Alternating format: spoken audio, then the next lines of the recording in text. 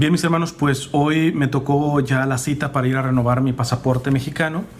Y cuando iba manejando y los puse tanto el antiguo como el nuevo en el asiento y los veía, pensaba en mi reacción cuando renovaba el pasaporte años atrás.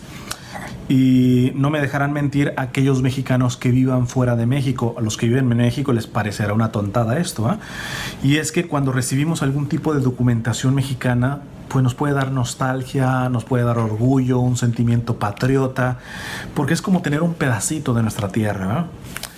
Pero yo cuando los miraba pensaba en unas cosas que se las he dicho ya en los últimos años, que en medio de mis muchas limitaciones creo que mi fe católica ha modificado muchas cuestiones de mi propia identidad para bien, en el sentido de que amo mucho México, como amo mucho los Estados Unidos e inclusive países que nunca he visitado, como España, Brasil, Tailandia, Macao.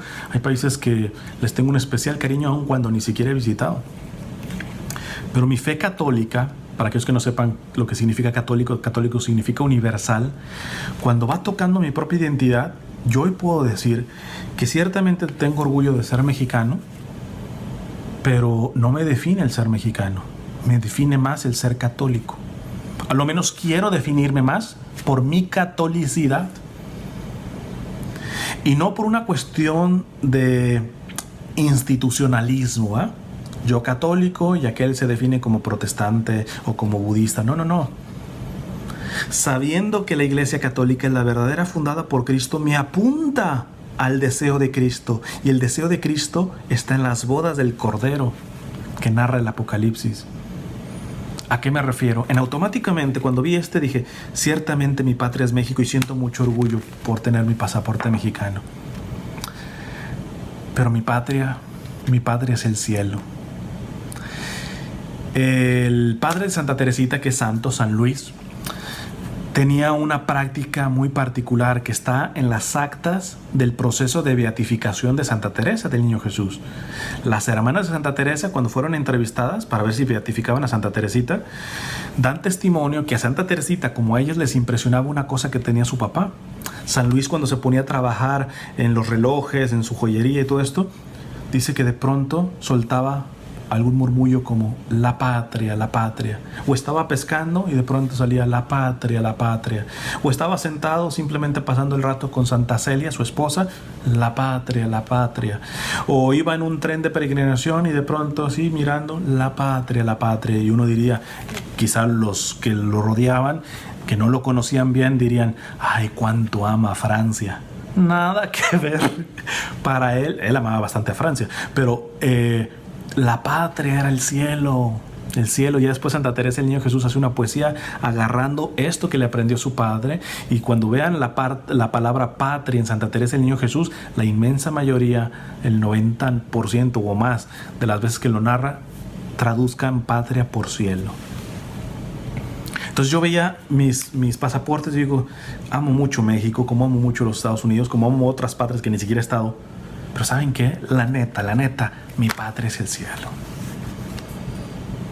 Y para llegar tengo que ser verdaderamente católico universal.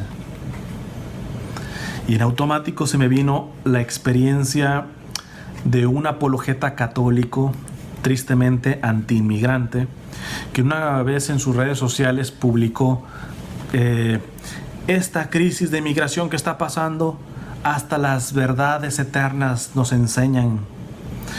Fíjense, el cielo tiene fronteras. Tú no basta con que tú quieras entrar al cielo. Te van a pedir requisitos para poder entrar.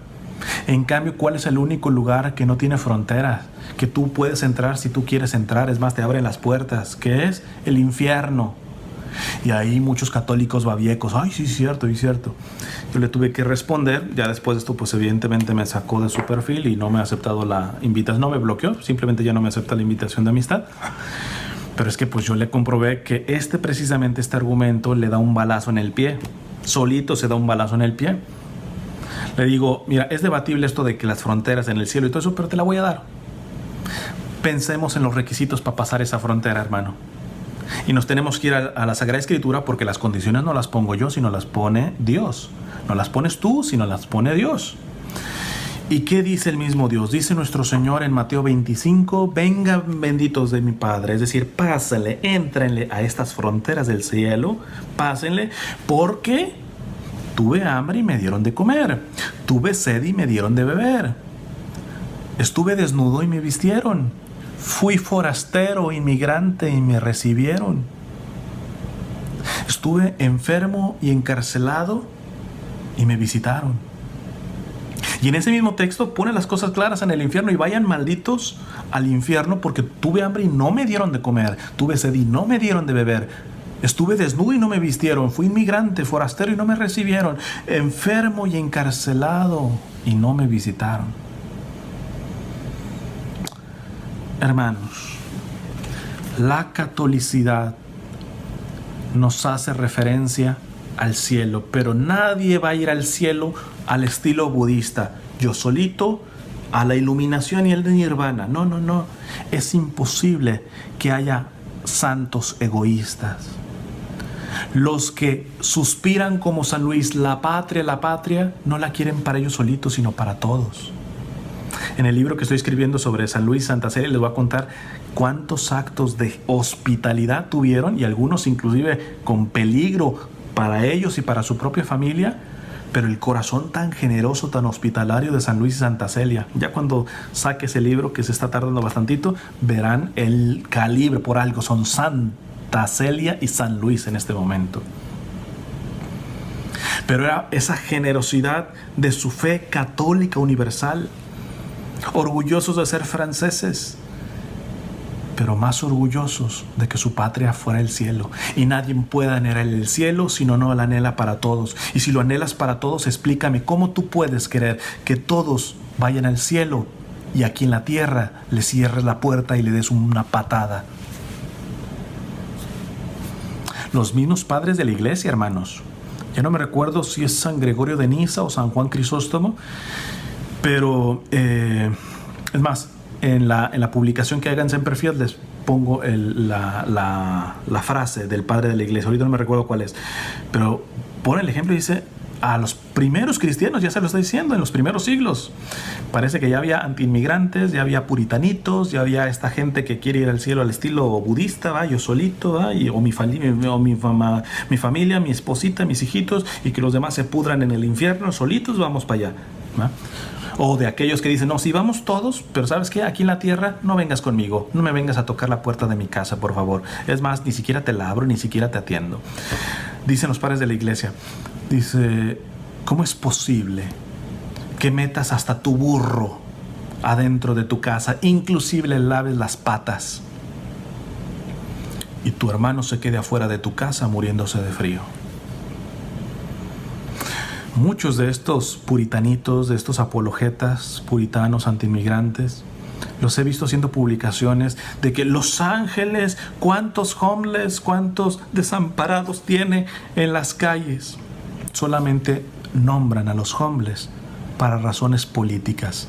¿Por qué? Porque los demócratas gobiernan aquí, etcétera. Que yo, saben que le tiro a demócratas y republicanos, que en esta parte a mí no me embarren, aunque me quieran embarrar marrulleramente muchos de estos puritanos.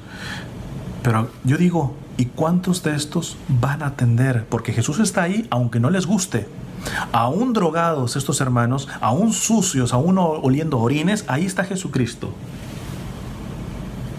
Y estos solamente mencionan a los homeless para agarrarse de las naguas de sus partidos políticos o de sus políticos, o para tirarle a los políticos que no les gustan a ellos. Esta es la actitud del puritano. Y curiosamente ellos que dicen que el cielo tiene fronteras, no vaya a ser que les vayan a decir: no pasas, compadre, no te damos la visa porque no respetaste las condiciones que puso el Señor para pasar a esas fronteras del cielo que están en Mateo 25. Que Dios les bendiga.